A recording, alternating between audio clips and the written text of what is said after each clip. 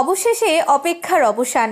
286 দিন পর নিরাপদে পৃথিবীতে ফিরলেন ভারতীয় বংশোদ্ভূত আমেরিকান মহাকাশচারী সুনিতা উইলিয়ামস এবং তার সঙ্গী বুচ উইলমোর।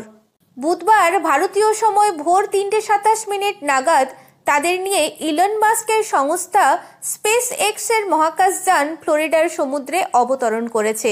মহাকাশ থেকে পৃথিবী পর্যন্ত সুনিতাদের এই প্রত্যাবর্তন নিরাপদে হয়েছে বলে জানিয়েছে নাসা।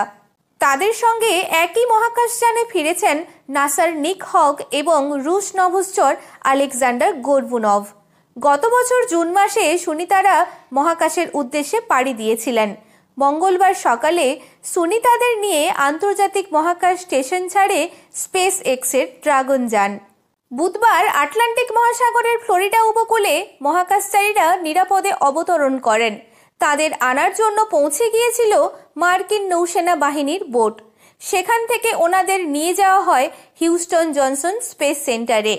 জানা গেছে ওনারা সকলেই স্থিতিশীল রয়েছেন, আর সাথে সাথে স্বস্তির নিঃশ্বাস ফেললেন সমস্ত বিশ্ববাসী।